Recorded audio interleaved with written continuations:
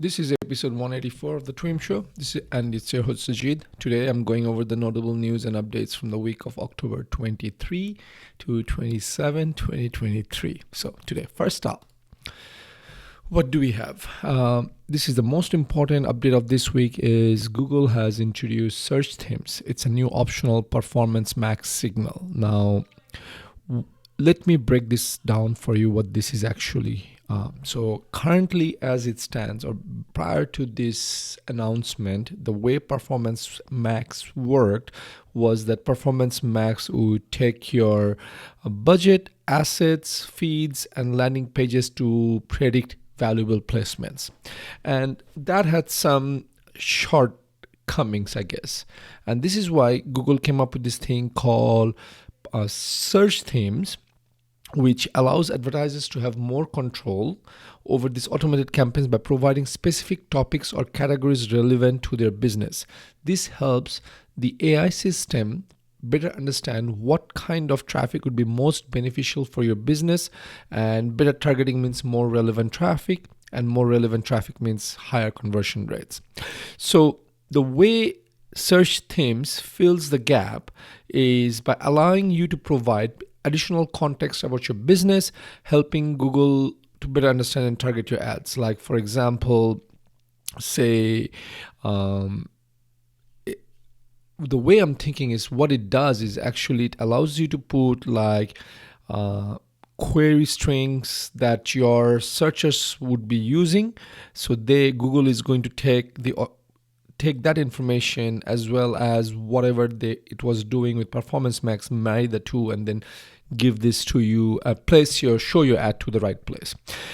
So in my opinion, it's still in beta search themes, but in my opinion, it's really a step forward to what Performance Max does, because Performance Max, while a lot of people saw excellent results in the early days, however, as time went on, Performance Max did not really do well, and Google want people to use Performance Max because Google wants to kind of use the AI to do accurate placements. So this actually is a very good, I think at a high level it sounds really good. Again, time will tell how good this is and what's going to happen. Until then, we just have to take Google for their word and wait for it to get released to everyone. Okay. With that, next up, update on structured data. Google has rolled out an update that allows you to mix different types of structured data on your website. Again, structured data is something that we have covered again and again, which is it just basically gives not what you see, it's behind what you see, where it tells search engine crawlers or Google bots that, hey, here's this page, this is what information is contained in this page, and what this page is all about, and plus other stuff. So before this update, you had to choose between using JSON or microdata formats for your structured data. Well, each has its pros and cons. JSON JavaScript object notation is easier to maintain and read, while microdata integrates directly into HTML. Now, Google is saying it's okay to use both formats together. Previously, you couldn't use. You have to choose one or the other. And the flexibility can make your website more efficient and effective in communicating with search engines. Okay. Other than that, there's really nothing else that I should cover. I mean, if you want more details, go read the show notes. Next up, if you are unsure if you're getting penalized by Google's helpful content, or if you think you have unhelpful content, Danny Sullivan from Google, he's the search liaison from Google, recently shed some light on what Google considers unhelpful content. Again, this is something we have covered again and again in our show in the past. First of all, what he's saying is that Sullivan is saying that if you're writing articles like 20 fun things you can do today just to rank well for the term fun things, then you are on the wrong track. The focus should be on creating content that is genuinely useful to your audience.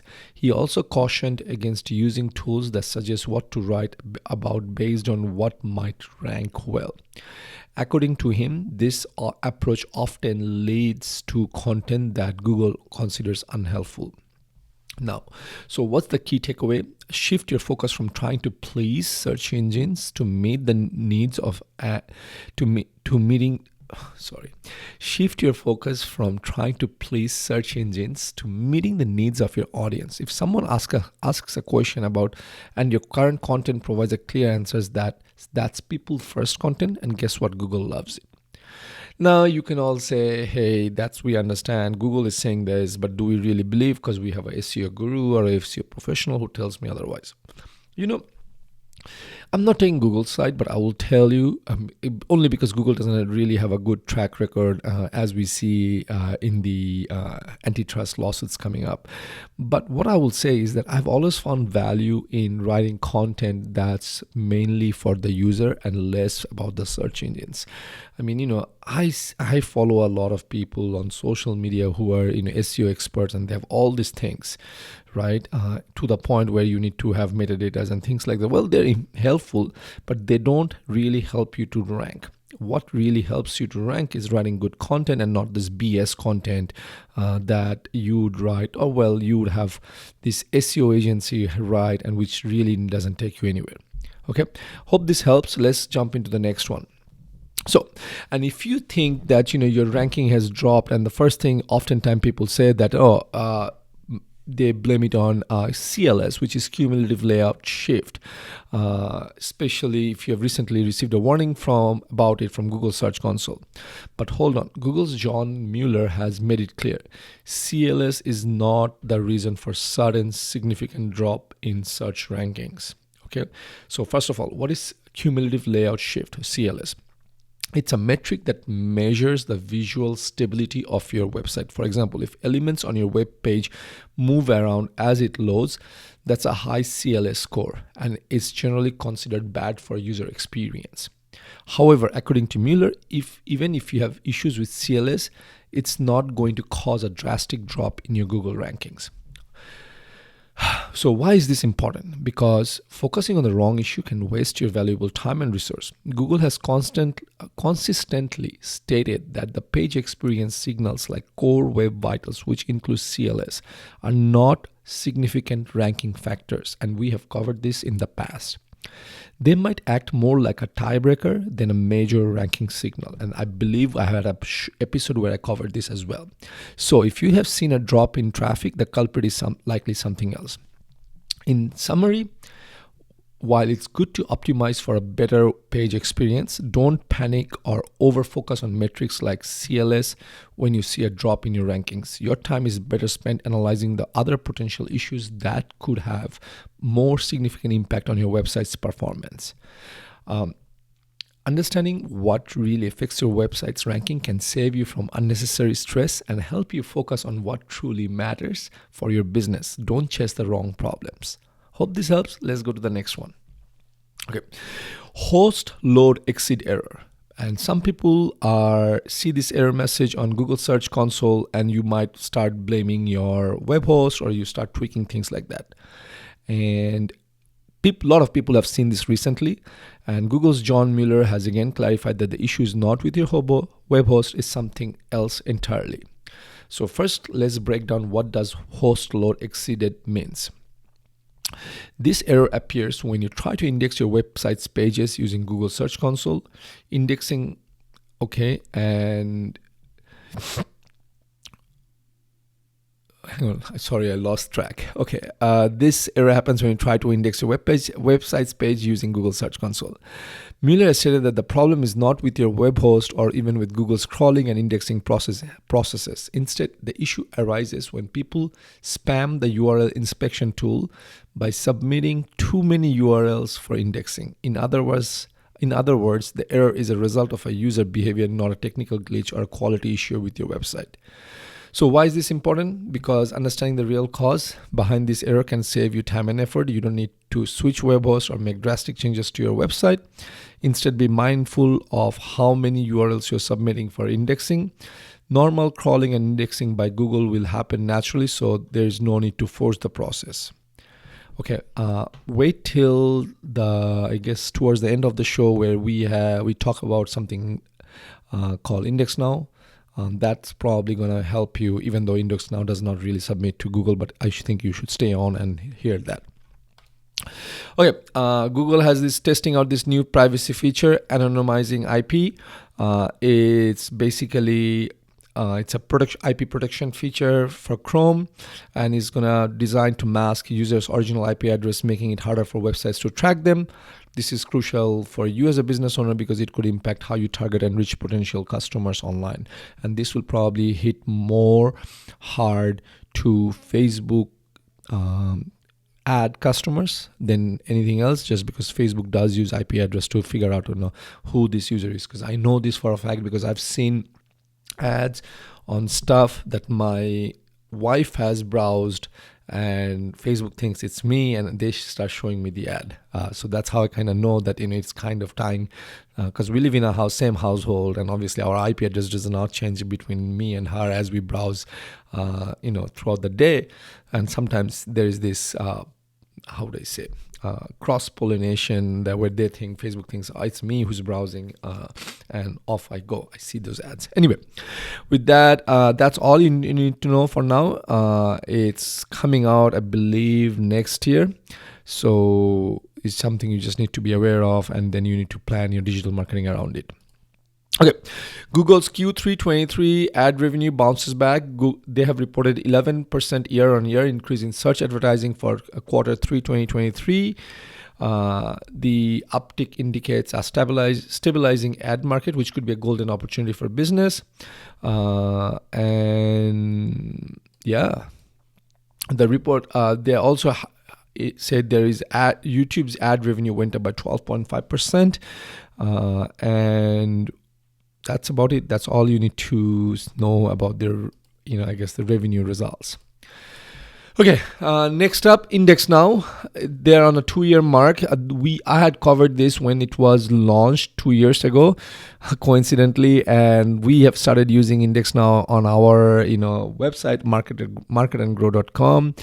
And basically what Index Now does, it kind of, we have a WordPress website, so it's a plugin, and every time there is an update, it just sends directly the changes to Microsoft. So now Microsoft has come out. I mean, there's Yandex as well as part of Index Now. There was some gossips or rumor that Google might join. Google hasn't joined. It's been 2 years, so I do not know if they will ever join. But every time we make some changes, those changes automatically get posted to what is it called?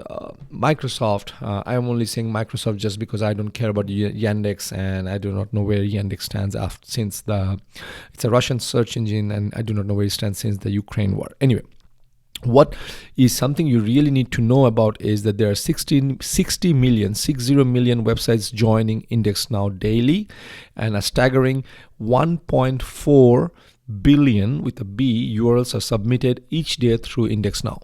So if you don't have Index Now, you're missing out. Now, Index Now is not only just for websites with WordPress. If you have Wix Premium or Duda, you'd be able to use Index Now. And then other plugins or other tools like Yoast, All-in-One, SEO, Rank Math, SEO Press are already include Index Now. So if you have any one of those also, you could be good. If not, I guess you need to consider what kind of web host you have, right? Again, you could say, hey, we don't care about traffic from Bing, and which is fine, but I would think I would take any traffic that I get. Microsoft relaunches Pop Center. It's the Google AdSense alternative. There is nothing really new. It's only, for now, it's for US only pilot program. It's not nothing new. It's been around since 2008, but Microsoft is, I guess, probably taking a stab again at AdSense, which is basically a way for website owners to generate income from their blog or from their website. Okay, so and if you're not happy with AdSense or you want to participate in Pop Center, that's another option. And Microsoft's Q3 revenue has also gone up. They have had a 10% year-on-year increase in search and news advertising for quarter 3 2023. Now, Microsoft is a big company. They do have other products, cloud, enterprise solutions, Windows and Office and things like that. But we are focusing directly on the search and news advertising, and it's a 10% increase. I think that's all you should probably be worried about or care about. Okay. And talking about profit, Meta's profit had Q3 also skyrocketed to 11.6 billion. That's a 23% year on year growth. That's a pretty good growth. They say the company saw an increase of 31% in ads viewed during the quarter, even though the average price per ad decreased by 6%. So again, it looks like all the three platforms did very, very well this quarter three. Lastly, and HubSpot has partnered with TikTok. So it's really a game changer for B2B for now. I'm pretty sure other CRMs are going to have is that basically when you have lead form in TikTok, that contact is going to get sent to HubSpot automatically, and which is great. Again, this whole native integration is really, really helpful. If not, and then it creates a record in HubSpot, and I think when you close that record, which by closing means if the lead converts, and that data gets sent back to TikTok, and obviously that's going to help you with a lot of better ad targeting. Overall, I've been doing some work the last 10 or 14 days where, I could building a solution for YouTube. And basically what that basically does is we have a YouTube ad, and the viewer clicks on the ad, goes to a landing page, and from there, if they schedule a call and sending all those data back and capturing the Google Click ID and everything, it's quite a bit of a heavy lifting. However, we need to do that heavy lifting because if we don't send the data back into Google, then Google wouldn't know which customers are really converting, who are not converting, and who is the valuable customer. So why I talked about this is because what HubSpot and TikTok is doing is really kind of game changer. Why I say that is because it really helps to send the data back to TikTok, and TikTok knowing more information about who your customers are. Now, I'm very positive that more of this integration are going to come in the future with other platform makers. If not, and if you're not using HubSpot, then you need custom solutions, and that's where companies like us could probably help you. Again, we are not a TikTok expert, but we know what to do when it comes to connect and capture the data and send it to the right CRM. Okay, that was a shameless plug. With that, folks, that's it for this week in marketing. Now you know everything to be in the know. This is your host Sujit signing off until next week. Take care. Bye bye.